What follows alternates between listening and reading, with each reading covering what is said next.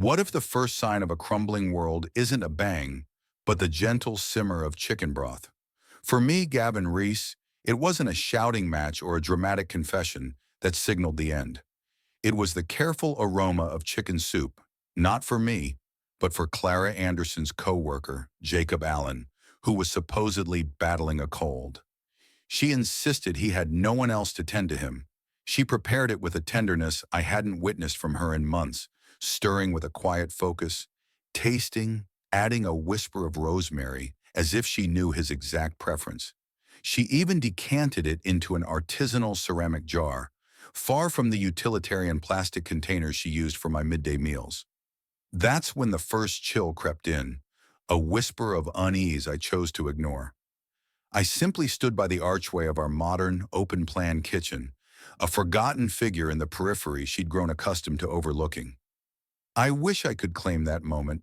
Watching her devote such meticulous care to another man's comfort was the peak of my undoing. But no, the true blow landed 2 evenings later, delivered by the most mundane of culprits. A pocket dial. Yes, a literal accidental call. She was out late again. I was nursing a lukewarm herbal tea, scrolling aimlessly through architectural design blogs, half wondering if anyone else felt as transparent in their own marriage as I did, when my phone screen flickered with her name. Incoming call. My initial reaction was a surge of panic. Had something gone wrong? A flat tire? A sudden emergency? I answered. But the silence on her end was immediate, telling. Her phone must have connected from deep within her evening bag. Then the ambient hum of a lively bar, muffled laughter, the sharp clink of glasses, and then her voice. Clear, close, startlingly vibrant. Jacob, please, I would never choose him again. Not now. Not if the universe granted me infinite chances. The words struck me like a torrent of icy water. He's not a bad man. He's just a habit, predictable. The kind of person you settle for when you're terrified of being alone. And now? Now I'm not scared anymore. A low chuckle followed. A man's voice, deep, unmistakably familiar. Jacob. I didn't disconnect. I listened. I listened as she explained to him how safe I was, how she once mistook that steadiness for affection, how she felt her prime years had been utterly wasted. I remained seated on our minimalist sofa, beneath our polished wedding portrait, clutching my phone as if it were a live detonator. I didn't send a text, didn't attempt to call her back. I didn't stir for what felt like an eternity, my gaze fixed on the ceramic soup jar still chilling in the fridge. When she finally returned an hour later, I was already in bed, feigning sleep. But beneath the facade, every foundational pillar of my existence had irrevocably shifted. That's the chilling truth about betrayal. It rarely announces itself with grand, dramatic pronouncements. Sometimes it sounds like carefree laughter on the other end of a call you were never meant to hear. As for me, the expected rage never materialized, only in profound weariness, weary of being the safe option, weary of pretending her absences were temporary, weary of clinging to a version of us that existed solely within my own desperate imaginings. The next morning, while she was showering, I quietly packed a single leather duffel, left my house key on the gleaming marble countertop, and took the ceramic soup jar with me. Not because I craved its contents, but because the thought of him having it felt unbearable. I walked out without a single word, not because I felt strong, but because I finally believed her. She would never choose me again. And this time, I wasn't going to wait for her to leave. I had no intention of returning to the house. When I drove away, I envisioned it as a definitive break. No tearful goodbyes, no lingering second chances. But then a memory surfaced.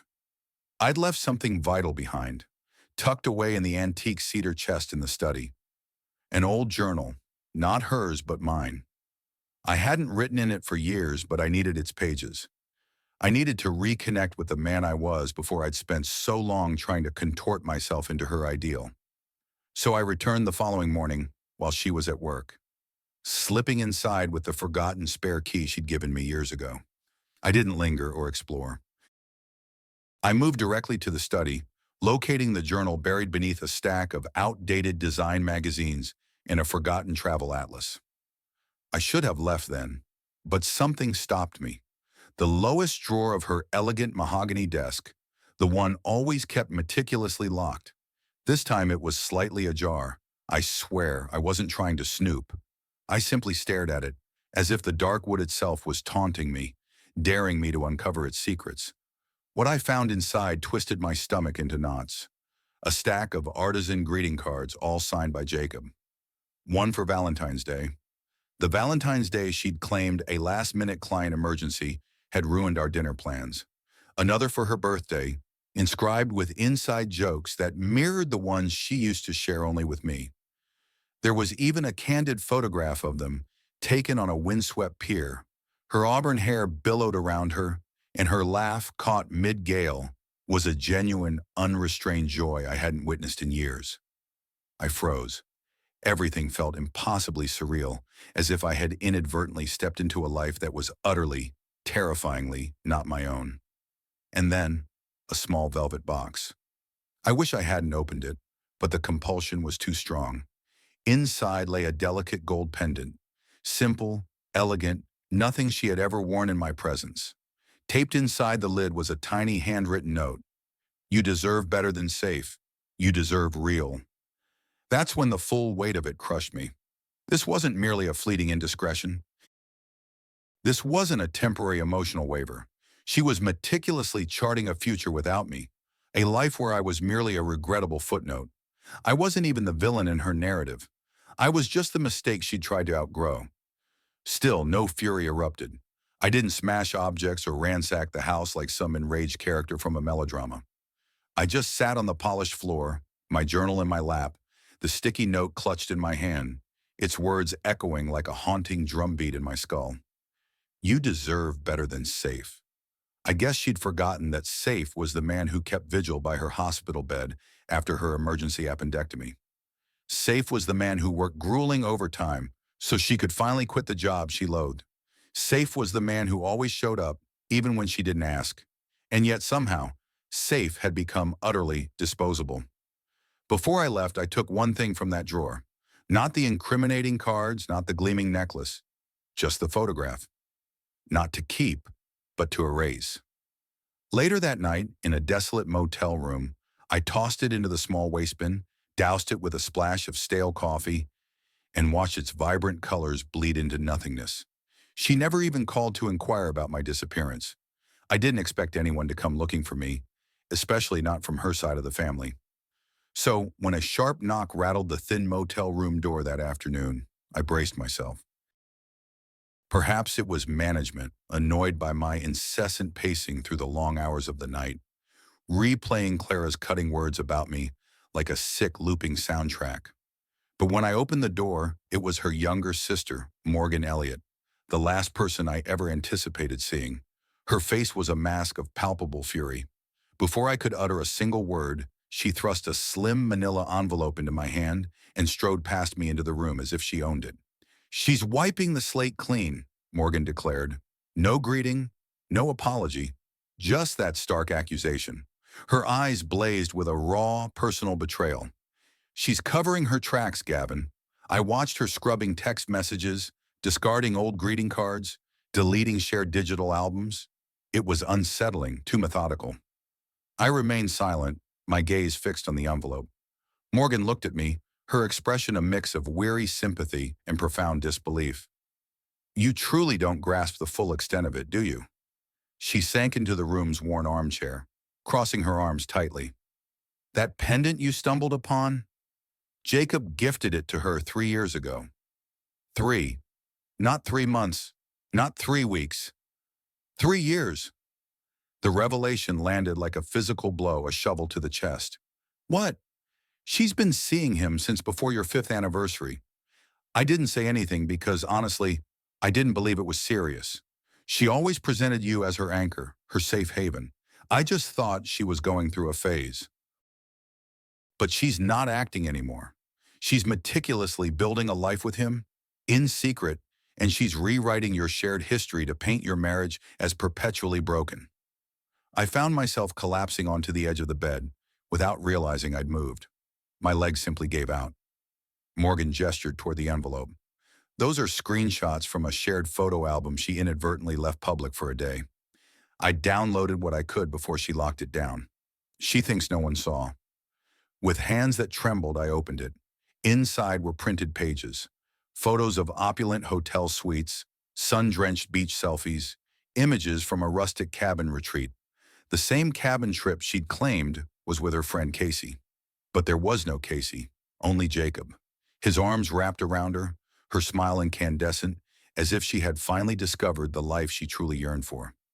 I couldn't discern what shattered me more, the crushing realization of how long this deception had persisted, or the chilling ease with which she was systematically erasing me from her narrative, as though I had never been a part of her existence at all. Morgan rose to depart. "I'm sorry, Gavin," she murmured, her voice quiet. "I know you truly tried. I witnessed how relentlessly you fought for her. She's simply a different person now." She left me there in that cheap motel room with pages of damning evidence and a new kind of silence. The kind that descends after an unbearable truth has hit you so forcefully it steals the very breath from your soul. I didn't cry. I wanted to, desperately. I yearned for that cathartic release. But all I felt was a tempest gathering within me, a storm of unanswered questions, of gnawing shame, of an agonizing wonder. How many nights had she returned home and kissed me, still bearing his lingering touch? I had believed that hearing her declare she would never choose me again was the most profound pain I would ever experience. But this was different. This was the crushing knowledge that she had been constructing an entirely separate world, an entire future, without me, all while still intimately inhabiting mine. I'd avoided calling my mother for over a week, not because we weren't close, we were, almost painfully so, but because she possessed an uncanny ability to see right through me, and I didn't want to be seen. Not like this. Not hollow, not discarded, not humiliated like some forgotten face in a high school yearbook. But after Morgan left, and I sat alone for hours with those damning printed photos, something deep inside me fractured. I needed to speak to someone who remembered me before all of this. Before Clara, before the wedding, before I transformed into a man who accepted mere crumbs and convinced himself it was love. I dialed. She answered on the second ring. "Gavin, are you all right?" That's the thing about mothers. They always know. I didn't respond immediately, just sat there staring at the beige motel wall, my mouth opening and closing without producing a sound. "I left," I finally managed to whisper. A long pause stretched between us on the line. No gas, no dramatic overreactions, just her quiet voice, steady as ever. "She cheated." I swallowed hard, the lump in my throat thick. "Yeah, and worse, she's been methodically rewriting everything behind my back. I found cards, photos, letters. Morgan gave them to me. She said, 'It's been years.'" Another pause. Then my mother uttered words I will never, ever forget. "I told you, Gavin, when you proposed to Clara, that she looked at you like you were a stepping stone. Not a true partner, but you weren't ready to hear it." She wasn't aiming for cruelty. My mother never used words to wound, yet she also never sugar-coated truth. "You desired love so desperately, Gavin, that you were willing to diminish yourself just to keep her. But people like her, they don't stay. Not with kind men, not with the ones who wait up, who prepare dinner when she's late, who remember the names of her co-workers' children. They stay only until they've extracted every last drop of comfort they can. Then they go searching for someone exciting." I felt tears welling, but instead a bitter laugh escaped me. "Do you know what she called me, Mom? Safe. Like it was a curse. Like being safe was worse than being invisible." My mother didn't flinch. "Being safe is only a problem for people who have no concept of true danger. She'll learn, Gavin. Oh, she will learn. But that's no longer your burden to carry." I asked if I could stay with her for a while. She didn't hesitate. "Your room's exactly as you left it, except for that treadmill I never use. I'll move it." That was the first genuine smile I'd managed in weeks. But before I could even begin to pack up my meager belongings and leave the motel, something else happened. Something that shifted the entire landscape again. I received a text from Clara, a single line. "I know you've been talking to Morgan. We need to talk." She knew. Somehow she knew. And just like that, the carefully constructed distance I'd built around myself began to crack. Because if Clara was reaching out, it meant something in her meticulous plan was unraveling. I didn't answer. Not yet.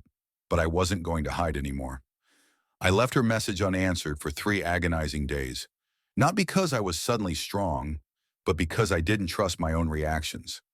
A part of me, the part that still recalled our late-night drives and whispered jokes, yearned to believe she was genuinely remorseful, that she finally grasped what she'd casually discarded. But I knew better.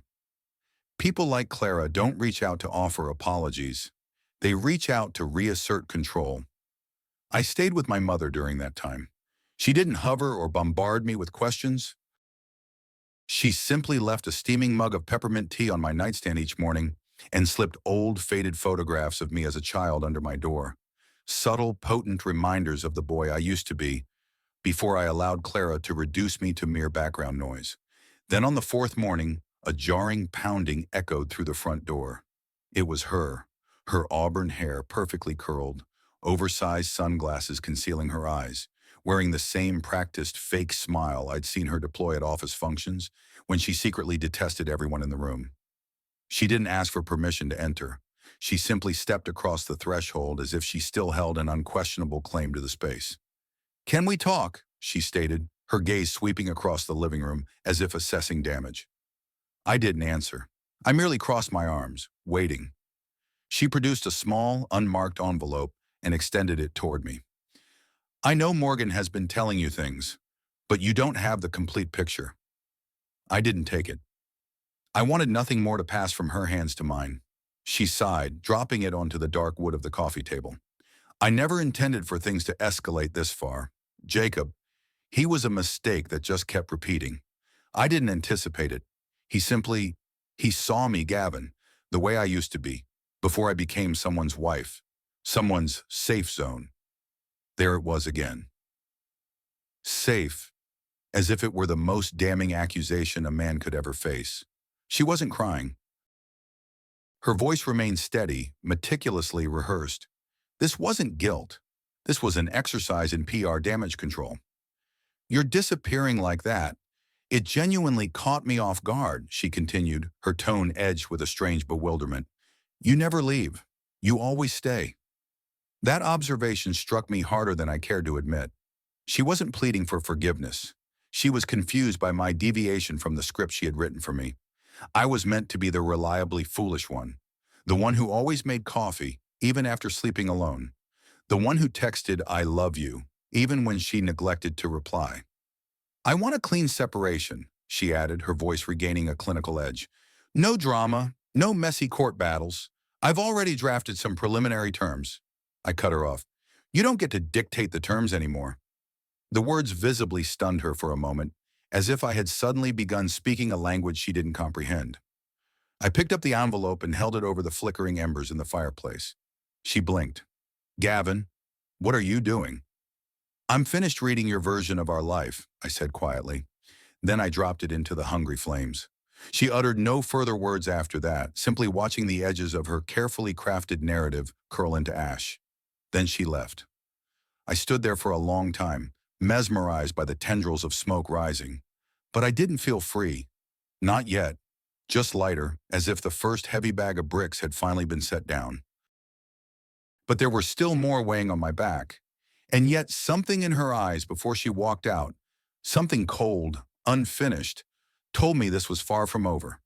It didn't take long for things to spiral. Clara had spoken of a clean separation, but what she truly meant was a quiet one, a separation where she remained the sole architect of the narrative, secured her desired outcome, and left me behind like a forgotten umbrella in a borrowed car. But I wasn't playing her game anymore. 2 days after she exited my mother's home, an email landed in my inbox from our joint bank. Subject line, "Large withdrawal notification." I clicked it open. My heart plummeted. She had emptied our shared savings account, every single cent. The very account we had meticulously built together for years, the one we'd sworn never to touch unless facing a dire emergency. That money was meant for our future, a down payment on a new home, unexpected medical bills, perhaps one day a child's education. Instead, she had transferred every dollar to a personal account I didn't recognize. I called the bank immediately. They confirmed her name was still on the account, and technically she hadn't committed any illegal act, just an unethical, brutal, and chillingly calculated one. My hands were trembling as I called her. I hadn't even planned to. My fingers simply moved on their own volition. She answered, her voice flat, devoid of any emotion. "Hey," she said. "You drained the account," I stated, my voice barely a whisper. "Why?" Her pause was brief, almost imperceptible. "Because I knew you'd eventually lawyer up, and I needed leverage." That single sentence snapped something deep inside me. I realized then that this entire saga wasn't about lost love or seeking closure or even mitigating guilt. This was a ruthless strategy. She had been meticulously planning this for months, perhaps even years. I was never her partner. I was a phase, a temporary convenience she'd been attempting to gracefully outgrow without tarnishing her polished image. "I trusted you," I said, the words heavy with the weight of my foolishness. "And that's the fundamental problem, Gavin. You always trusted. You never questioned. It made it far too easy." She disconnected the call before I could utter another word. I sat there, stunned into silence. That phrase echoed through me like a siren I had ignored for far too long. It made it too easy.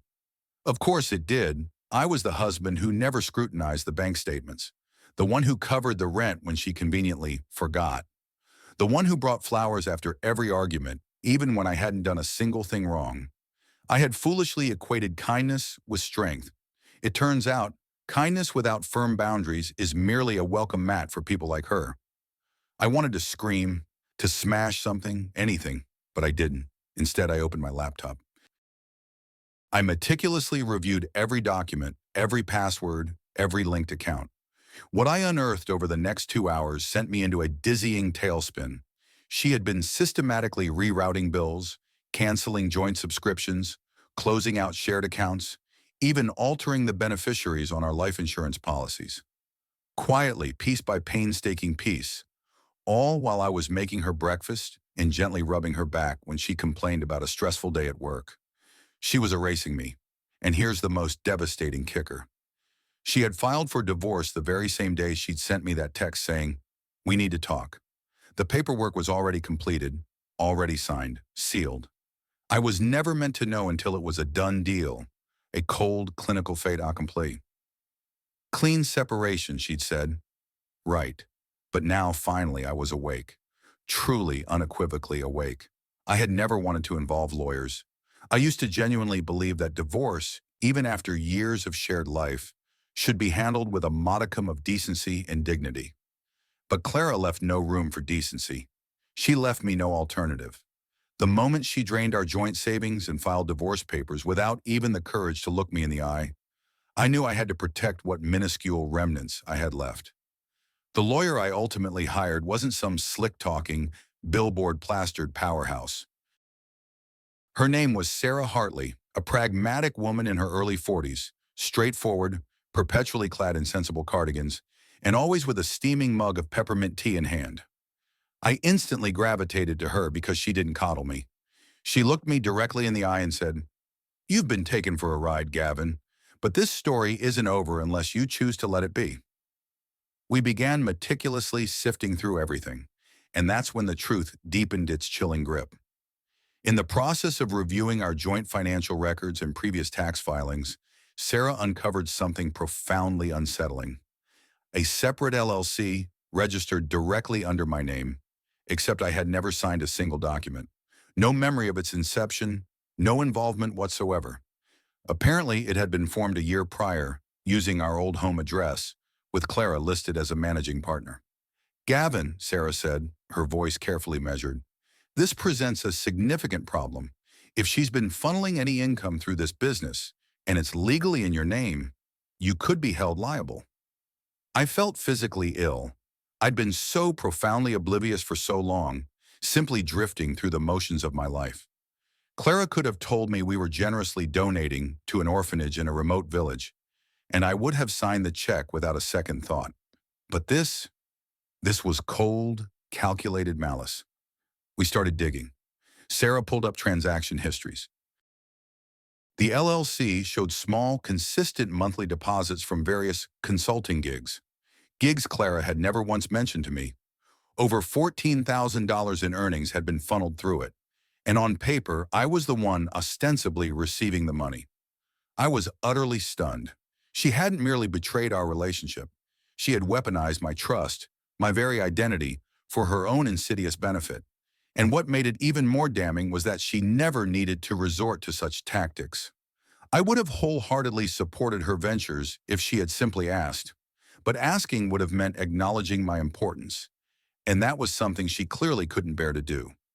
We immediately drafted an emergency motion to freeze any assets linked to that covert business until a judge could meticulously review the situation. I was done being passive. I wasn't seeking revenge. I simply wanted the full, unvarnished truth to be exposed. Then came the inevitable public fallout. 2 days after we filed the motion, Clara arrived at her upscale office, the very place where she had painstakingly curated her image as an empathetic, client-focused consultant, to find an anonymous, plain manila envelope taped conspicuously to her door. Inside were screenshots of her intimate conversations with Jacob, several of the very same damning photographs Morgan had given me, and a single stark sticky note: "Safe doesn't mean stupid." She called me an hour later, her voice not angry, but shaking with pure, unadulterated panic. "Did you send that?" she demanded, her tone accusatory. I truthfully told her no, and I hadn't. Honestly, I was too consumed with trying to clean up the colossal financial wreckage she'd left behind. But someone else wanted her secrets laid bare. Perhaps a disgruntled friend, maybe Jacob's bitter ex-partner, or perhaps, simply, karma. That afternoon, her polished LinkedIn profile vanished. Her meticulously designed professional website went offline.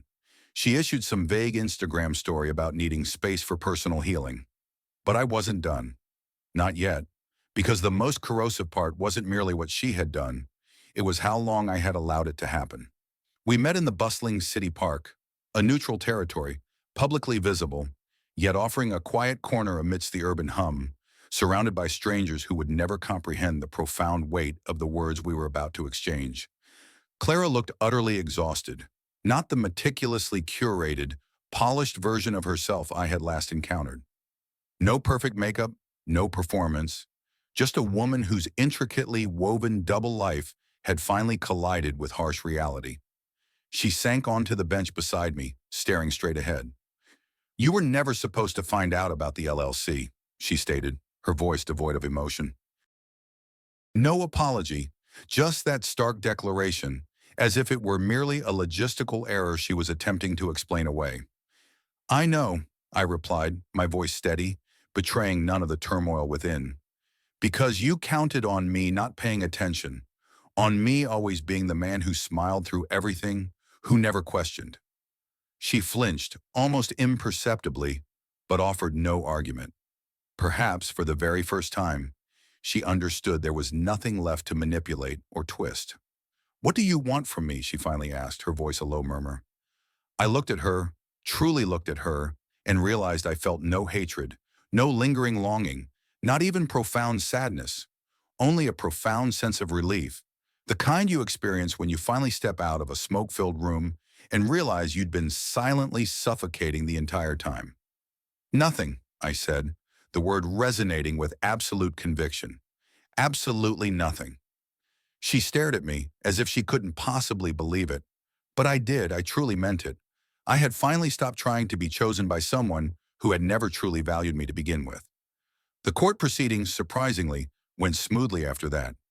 Sarah, my steadfast lawyer, expertly helped me disentangle my name from the fraudulent LLC, and Clara was legally mandated to return a significant portion of the money she had illicitly taken. She still walked away with more than she deserved, in my opinion. But I walked away with something she would never possess: peace.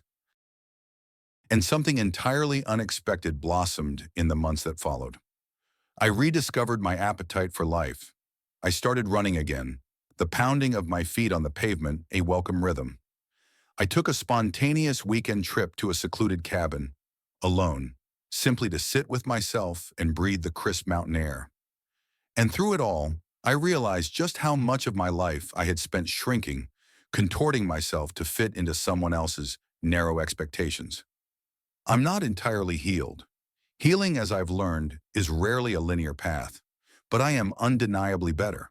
I am lighter, and I am no longer afraid to be safe, because being safe doesn't equate to being boring or weak.